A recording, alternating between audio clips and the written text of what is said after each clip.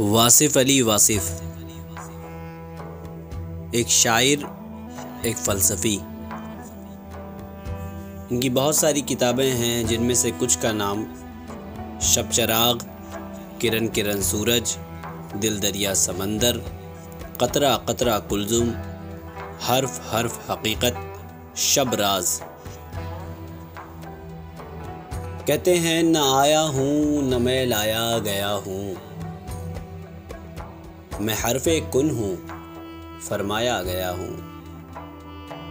ان کے اقوال میں سے کچھ کہ دوسروں کی خامی آپ کی خوبی نہیں بن سکتی، دور سے آنے والی آواز بھی اندھیرے میں روشنی کا کام کرتی ہے، اور ایک جگہ کہتے ہیں سب سے بڑی قوت قوت برداشت ہے۔